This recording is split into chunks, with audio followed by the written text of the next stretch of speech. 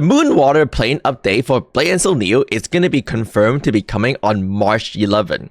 And today I want to give everyone basically a sneak peek of what we can expect in this new update, of course including the new Moonwater Plain region, level 45 update and stuff like that. Real quick, I just want to let everyone know that I do stream Blade and Soul regularly on Twitch, so be sure to follow over there, and of course if you enjoy these kind of videos, subscribe and let me know what you would like to see in the futures. Starting off, of course, we have the brand new region, the new Moonwater Plain region. This is going to be the third region available in the game after Cinderland. And the biggest thing to understand about the Moonwater Plain region is that a lot of gear is going to get updated. Right now, you might have a lot of Cinderland stuff, like Cinderland Faction Token, Cinderland Soul Badge, or Desert Soul Badge. In the Moonwater region, you're going to be doing the same thing again, except for the Moonwater respective pieces. So there's going to be the Moonwater Plain Faction Token, as well as the Moonwater Soul Badge Fragment, instead of the Desert Soul Badge Fragment. So once again, we're going to be going through the same things, doing the Faction Daily in Skyhaven Bastion here, as well as in this area here for our Moonwater Plain Faction Token. And this is what gives us our Moonwater Weapon. So we're gonna have to basically restart our progress. The Cinderland Faction Token do not carry over. This is one of the things that people get confused about. They're like, oh, we can keep doing Faction Daily, get the new weapon on day one. No, you're gonna have to use Moonwater Plain Faction Token. So that's the big thing. Story update. We're gonna have the Act 3 story that takes you all the way to level 45, and that's it. The Act 3 story is not too long. It takes about 2.5 hours to complete, so relatively the same length as Act 1 and Act 2 if you're just skipping through every single thing. Now the thing to understand is that this story will take you to level 45, but currently the level cap in Korea is actually level 55. I'm not really sure if we're gonna be getting the level 45 update or level 50 update. The biggest thing is that the next dungeon after Poharan is actually level 48 requirement, and then the legendary dungeon actually have a level 50 requirement. You're going to be able to get EXP from your weeklies, daily, as well as your faction daily. So your faction daily give EXP, and then of course at level 45 the dailies finally open up, right? There's a lot of dungeon daily and stuff like that, and they all give EXP. So this is how you're going to get to level 45 and beyond. The biggest difference for Moonwater Dungeon compared to Cinderland Dungeon is that they have Dungeon Daily. So each dungeon is going to have a corresponding Dungeon Daily right outside the dungeon, right? You can pick these up and you can do these every day in corresponding to every single thing else that you're doing. And most importantly, these give gold. These give a lot of gold, and it's going to be your primary source of gold. And so the problem right now with Cinderland patch is that Tomb of Exiles or Dagger Brick doesn't have a daily that give gold, and we're lacking gold in the game right now. And when we hit Moonwaters, because all the dungeon is gonna have gold dailies, we're gonna be getting a lot more gold, that including of course all the blue dungeons and all the purple dungeons. The Moonwater Plain have a lot more dungeons to do.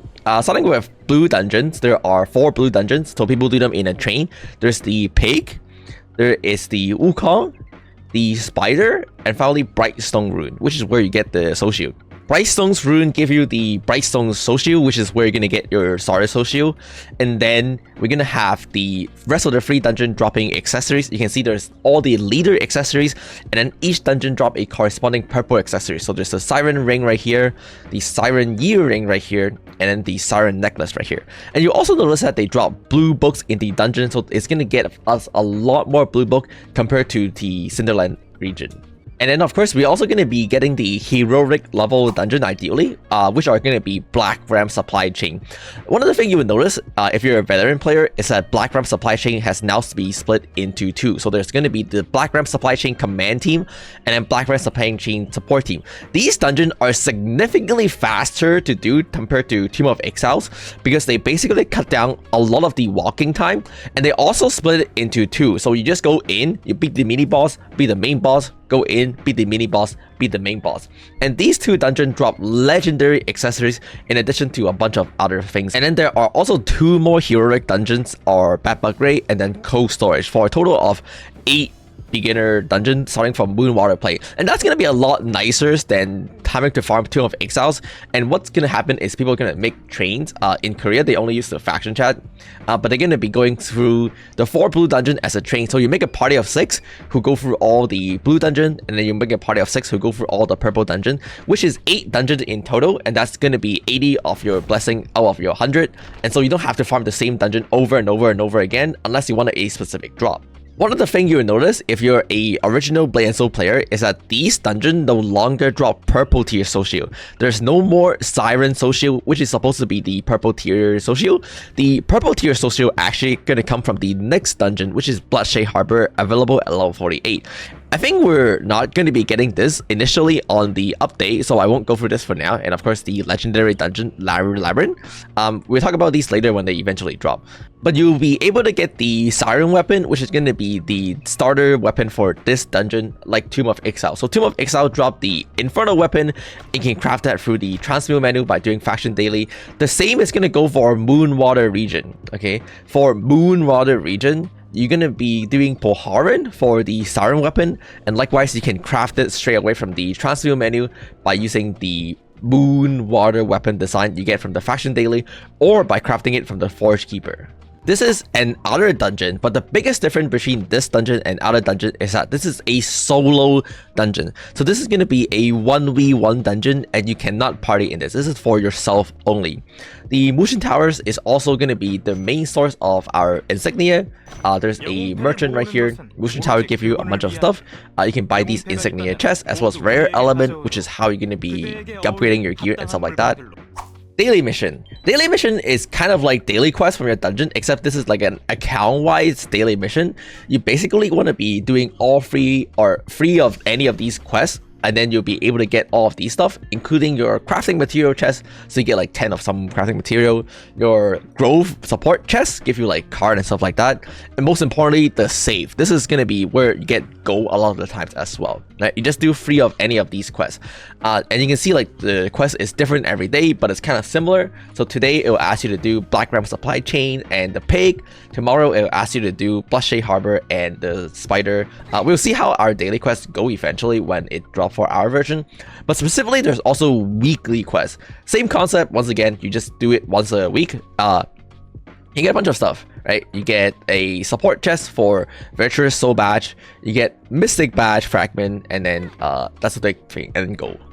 And of course, there's are going to be new card set. This is one of the major reasons I tell people not to register a card unless you know, because there are going to be card set that uses Cinderland card, like this one, which is going to be really good. The Poharan card set uses the Poharan card, which is from level 45, but also the Tomb of Exile card, and this gives you on rush level 8. So if you have a Tomb of Exile card, personally I would wait for the patch to see if you want to put it into here instead of putting it into the other like poop set right now. The final most important thing to talk about is going to be PvP, specifically the 6v6 battleground. This is going to be a new addition in level 45, and again it gives weekly and daily quests.